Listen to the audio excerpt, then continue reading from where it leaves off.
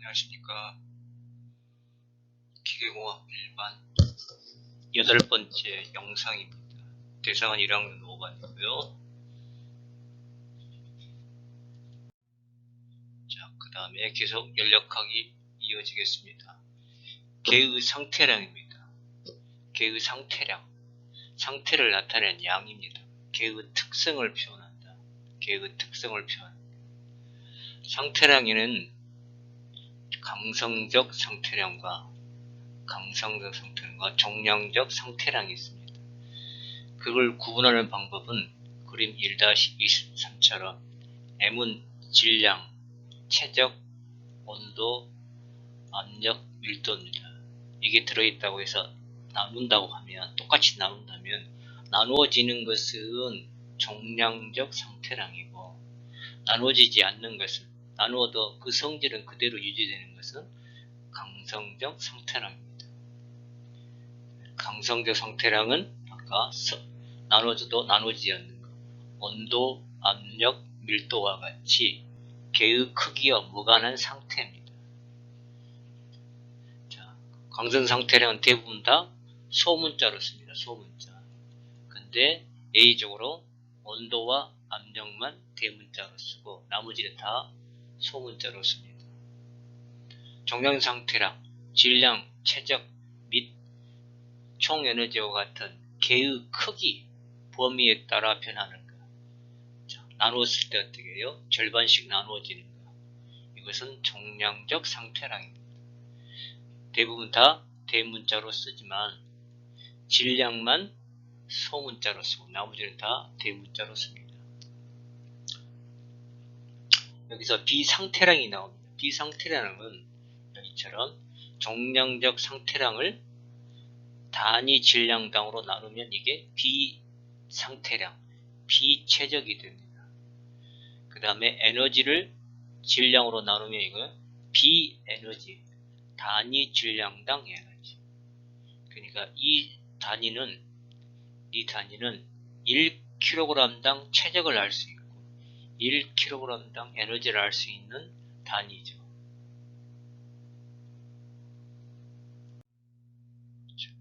밀도와 비중입니다. 밀도는 저번 시간에 나온 것처럼 체적분의 질량입니다. 체적분의 중량은 비중량이고 체적분의 질량은 밀도입니다. 그 다음 비체적은 방금 밀도의 역수, 질량분의 체적, 그래서 밀도분의 역수가 비체적입니다. 방금 우리가 비상태량 말한 것처럼 단위 질량당 체적을 비체적. 네. 비중이라는 새로운 용어 나왔네요. 비중은 물의 밀도분의 대상물질 밀도 또는 물의 비중량분의 대상물질 비중량. 그때 물의 온도는 4도C를 기준점으로 합니다. 4도C일 때가 가장 밀도가 높기 때문입니다.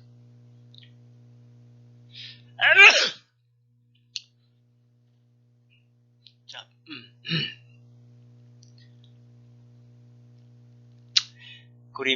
오른쪽 왼쪽 그림을 보면, 왼쪽 그림을 보면 체적이 12m 상승이고 질량이 3kg이면 이 물질에 대한 밀도는 3분의 12거죠. 3분의 10.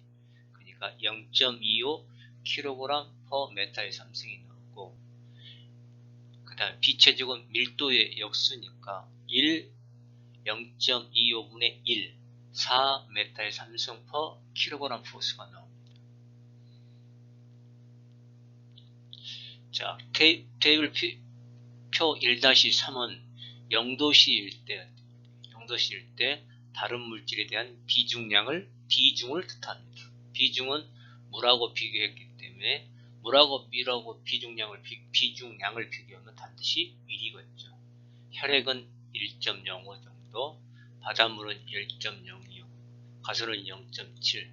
그러니까 비중이 1보다 크면 어떻게 돼요? 무겁고 1보다 적으면 가볍다는 얘기죠. 물에 비해서. 상태와 평형입니다. 상태를 표현한 양을 상태의 양이라고 하고, 상태, 연력학에서 위해서 평형 상태를 다루는데, 평형은 균형을 이루어진 상태인데 무슨 말이냐면, 그림 1-26에서 첫 번째 A하고 B를 비교해보면 질량 2kg, 20kg, 1.5, 2, 그 다음에 상태는 2, 20도, 2.5일 때, 이 1번과 2번을 비교할 때 질량과 온도는 명확하게 말을 해도 최적은 말할 수가 없습니다. 왜요? 최적은 변하고 있으니까. 우리가 어떤 상태량을 표현하기 때문에 어떻게 돼요? 먼저 전제 조건이 뭐예요? 평형 상태에 돌입해야 합니다. 이게 온도가 20도면 이 개 내의 온도는 항상 20도로 유지한다. 평형 상태. 온도가 평형 상태에 들어가야 해요. 즉 열적 평형 상태가 돼야 그 온도 값이 정확하겠죠. 우리가 다시 말하면, 자, 열적 평형 상태는 온도 계획의 전체에서 동일함. 이 계의 전체의 온도가 일정할 때 열적 평형 상태에 들어가야 이 계는 온도가 몇 도다 이렇게 말을 해야겠죠. 그 다음에 역학적 평형, 힘의 균형, 압력과 관련되어 계의 임의점에서 시간에 대한 압력 변화가 없어야 거기는 압력값을 표시할 수 있거든요. 상평형, 계가 두 개의 상을 포함하고 있는 경우에 각 상의 질량이 평형에 도달하며 머물렀을 때, 이게 액체인지 기체인지를 정확하게 얘기해야 되는 거예요. 액체만 이루어질 때, 액체와 기체가 서로 이동하고 있을 때는 거긴 상평형이 된 게 아니죠. 서로 액체에서 기체, 기체에서 액체로 왔다 갔다 하면 그 물질은 액체라고 말하기도 그렇고 기체라고 말하기도 그렇잖아요. 이게 상평형 상태에 들어가야 그걸 액체, 기체라고 이야기하죠. 화학적 평형, 이것도 마찬가지입니다. 화학적 조성이 시간에 따라 변하지 않을 때 화학적 평형 상태에 들어있어야 그게 H2O로 말해야지, 이 H2O가 전기 분해가 일어나고 있는 상태에서 H2O라고 말하기는 신뢰성이 떨어지겠죠. 자, 그림 1-27을 보세요. 20도, 30도, 23도, 30도, 35도, 40도, 42도. 이 개는 계속 온도가 변하기 때문에 이 온도값을 20도로 말하기도 그렇고 40도로 말하기도 그렇잖아요. 그러나 전체적으로 32도가 되면 이것은 32도라고 정확히 말할 수 있거든요. 이런 걸 열적 평형 상태에 들어가야 그 온도값이 정확하게 읽혀진다는 얘기죠. 그러니까 상태와 평형, 상태량을 표현하게 되는 거예요. 평형 상태를 이루어야 한다. 그런 얘기입니다.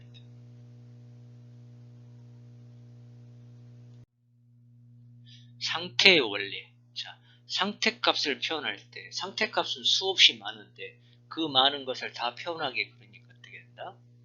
단순 압축성 계의 상태에서는 단순 압축성 계라는 것은 뭐예요? 전기, 자기, 중력, 운동 및 표면 장력 효과 등이 없는 계. 이런 계에서는 두 개의 독립적 강성적 상태량, 독립적이다. 서로 간에 종속적이지 않는다. 서로 간에 영향을 미치지 않는다. 강성적 상태량이란 건 종량적 상태량과 다르게 어떻게 나누어도 어떻게 계의 크기와 영향을 미치지 않는 고유한 성격을 갖고 있는 위에 안전하게 나타내어진다. 두 개의 강성 상태량으로 표현하면 나머지 것은 상태량은 계산할 수 있다는 얘기죠. 이게 편리성을 추구하는 겁니다. 편리성. 상태의 원리.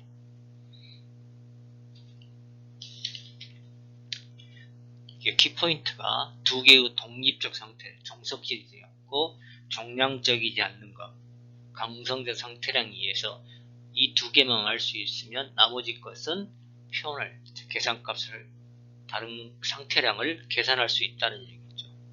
질소, 온도가 25도고 최적이 0.9 메타의 산성 per 킬로그램입니다.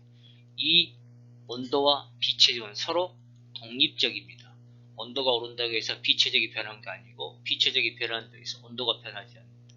두 개를 알면 나머지 내부 에너지라든가 엔탈피라든가 그 다음에 엔트로피라든가 압력을 구할 수가 있다는 얘기죠.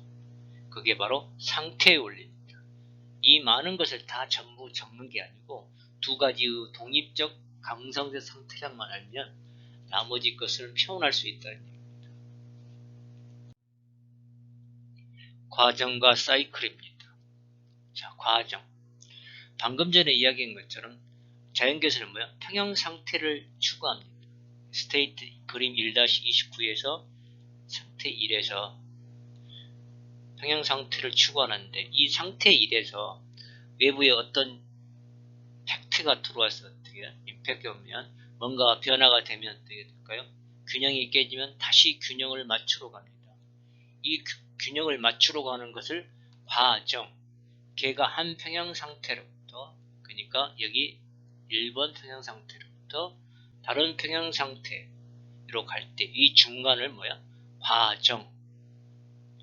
그 다음에 한 과정 또 이 과정 동안 걔가 통과하는 상태의 연속 이런 것을 다 뭐라고 한다고요? 경로라고 합니다. 과정이란 자연계에서는 평형 상태를 유지하는데 평형 상태가 깨지면 다시 평형 상태를 맞추러 가는 중간에 겪는 변화를 과정이라고 하고 그 과정 동안 통과하는 길을 뭐요? 경로라고 하고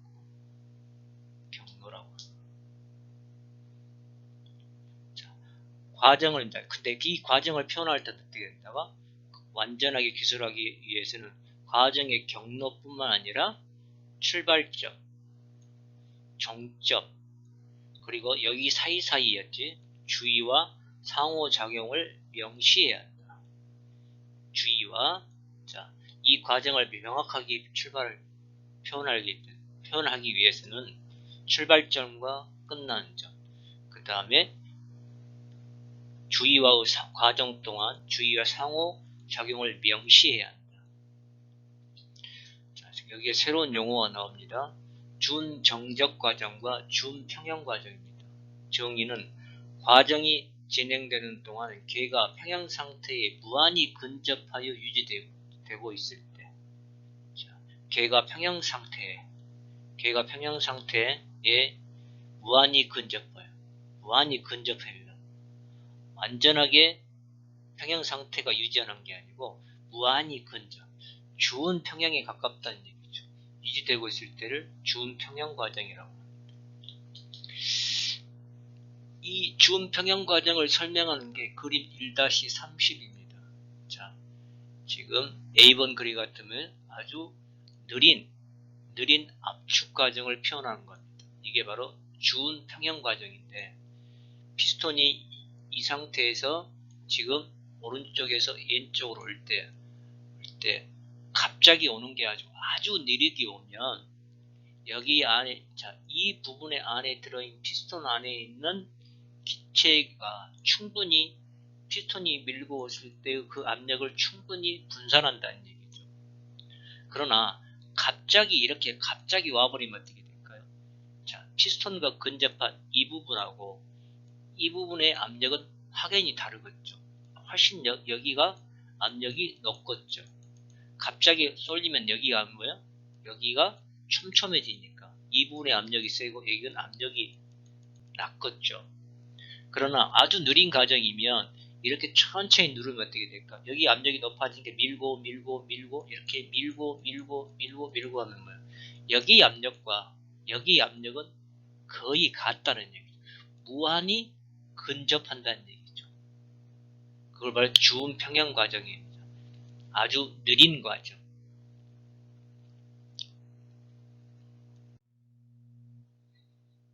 자, 여기서 선도가 나오네요. 선도는 뭐예요? 아까 상태량들을 좌표로 표시하는 거예요.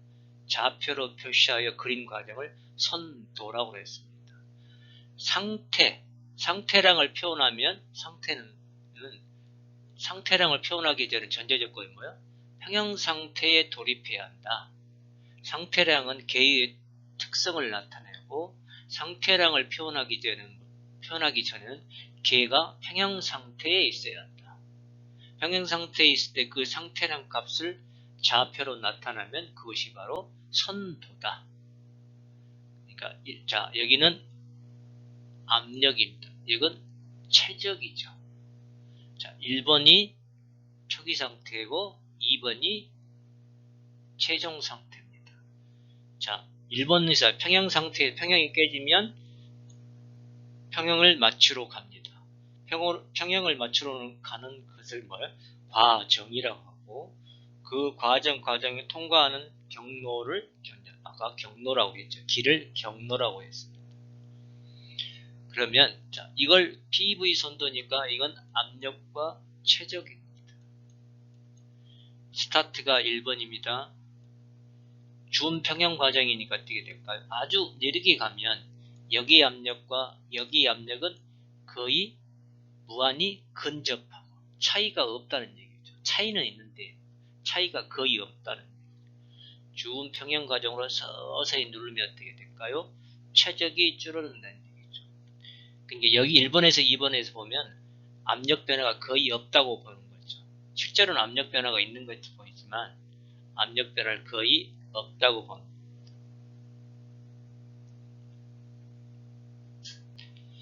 거죠. 그럴 때 이 과정 중에 이제 아까 과정이 아까 이 경로 과정을 표현할 때는 출발점과 끝난 점, 그 다음에 주의와 상호작용을 명확히 표현한다고 그랬잖아요. 근데 그 과정이 둥원 과정이 있고 정합 과정이 있고 정적 과정이 있습니다. 또 둥원 과정이라는 것은 1번에서 2번으로 갔을 때 1번에서 2번으로 갈 때 어떻게 온도가 일정하게 유지되는 과정. 정합 과정은 압력이 변하지 않는 과정. 압력이 이렇게 변하지 않고 간다는 거. 정적 과정은 최적이 변하지 않고 일정하게 가는 거. 그 다음에 단열 과정이 있습니다. 단열 과정은 1번에서 2번을 갔을 때 열량 변화가 없이 열이 들어오고 나간 것 없이 일정한 열을 가지고 가는 때 이걸 단열 과정이라. 사이클이 있습니다. 사이클은 개가 과정의 마지막에서 처음 상태로 되돌아온다. 한 사이클에서 최초와 최종 상태는 동일하다. 그러니까 사이클을 이렇게 움직이고 다시 이렇게 온다는 얘기죠. 이게 1번이고 여기가 2번이면 이렇게 왔다가 이렇게 원상태로 돌아오는 것을 사이클이라고 하죠.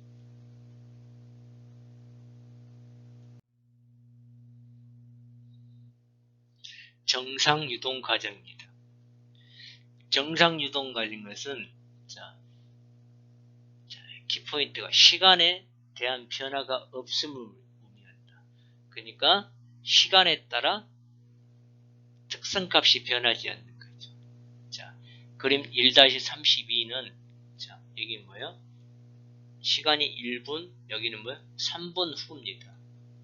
1분일 때 300도, 250도, 225도, 200도, 150도.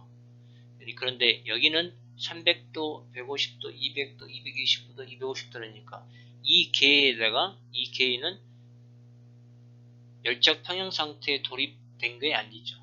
온도가 다 다르니까. 온도가 다 다르죠. 열적 평형 상태에 돌입한 게 아닙니다. 근데 3분 후에 보니까 아까 300도, 300도, 250도, 250도, 225도, 225도, 200도, 150도. 3분, 2분이 지난 후도 어떻게 돼요? 그 위치에서는 온도가 변하지 않죠. 이런 것. 시간에 따라 1분과 3분, 2분이 지났어도 위치에 대해서 그 온도값이 변하지 않는다. 그걸 뭐라고 한다? 정상류라고 한다. 정상류. 만약에 변하면 뭐예요? 비정상류라고 합니다. 비정상. 정상 유동. 그러니까 이것도 자, 그림 1-32에서는 이건 이제 개방계겠죠. 이렇게 들어와서 이렇게 나가고 에너지 출입도 있으니까 질량이 들어오고 질량이 나가니까 질량 유동과 에너지 유동이 있으면 이건 개방계입니다. 자, 많은 공학적 장치, 터빈이나 압축기나 노즐이나 디퓨저나 열교환기나 다 이거 정상 유동기로 취급합니다. 이 기능 기계들은 한번 작동하면 오랫동안 작동하니까 시간에 따라 특성값이 항상 그 온도만큼 유지하니까 정상 유동 과정으로 봅니다.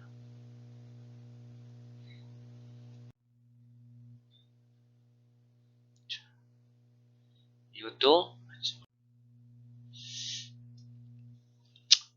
그 다음에 여기는 자 그림 이건 온도와 연력학 제0법칙입니다. 지금 그림 1-34에 보면 자 이건 철과 철 150도 금속과 구리 20도가 있습니다. 서로 온도가 다르죠. 언젠가는 어떻게 돼? 두 개 다 온도가 같아집니다. 자 이런 걸 뭐라고 하냐면 열적 평형 상태에 돌입했다. 열적 평형 상태에 돌입했다는 아는 이유는 뭐야? 여기가 60도고 똑같이 60도니까. 만약에 열적 평형 상태 돌입되지 않으면 어떻게 될까요? 둘 중에 하나가 온도가 더 높겠죠. 항상 에너지는 높은 데서 낮은 데로 오니까 이게 연력학 2법칙이고 여기 연력학 1법칙으로 설명하면 이 철이 잃은 연량은 구리가 얻은 연량과 똑같아야죠. 자, 이게 열적 평형 상태에 들어갔다는 것은 연력학 0법칙입니다. 두 물체가 제3호 물체와 열적 평형 상태에 있다면 그러면 자 이걸 이 철과 구리를 열적 평형 상태에 돌입한 이 철과 구리를 따로 분리를 해놓고 제3의 물질을 여기다 접촉하고 또 이 물질을 여기다 물축해서 어떻게 돼요? 똑같은 열적 평형 상태가 된다면 이거와 이거는 서로 온도가 같다고 말할 수 있겠죠. 그게 바로요. 온도계를 측정할 원리의 기본적인 원인을 제공하는 게 연력학 0법칙입니다. 제3의 물체와 열적 평형에 있다면 이 두 물체들도 서로 열적 평형에 있다는 것을 서술한 법칙이다. 0법칙은 뭐야? 두 물체가 접촉하고 있지 않다 하더라도 온도 눈금이 같으면 열적 평형에 있다는 것을 서술하기 위한 논리를 제공하는 겁니다.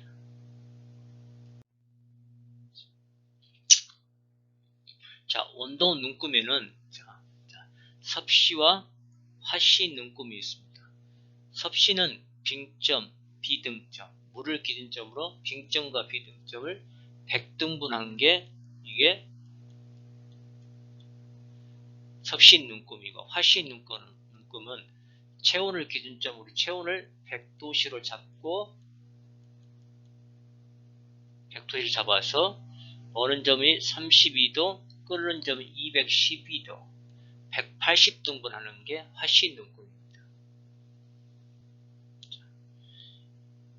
연력학적 온도 눈금이라는 뭐예요? 연력학에서 물질 자체 또는 물질의 상태라는 게 독립적인 온도 눈금이다. 일반적으로 우리 섭씨 섭씨 온도를 측정할 때는 수은계를 씁니다. 수은계를 쓰죠. 수은계를 쓰는데 이 수은계는 상온에서는 액체 상태지만 온도가 마이너스 40도, 마이너스 30도가 되면 뭐예요? 굳겠죠. 고체가 되는 거죠. 이 점성은 온도의 영향을 받으니까 이 눈금 한 눈금을 되게 온도가 내려갈수록 어떻게 이 한 눈금은 같은 한 눈금이 될 수가 없습니다. 그래서 연력학적 온도 눈금이 이상적 절대적 온도 눈금을 필요로 하는 거죠. 도입의 필요성을 느낀 거죠. 그게 바로 이제 섭씨 온도에다가 273도를 더한 게 켈빈의 절대 온도요. 460을 더한 게 화씨 온도에다가 450, 즉 460을 더하는 게 랭킨의 절대 온도입니다.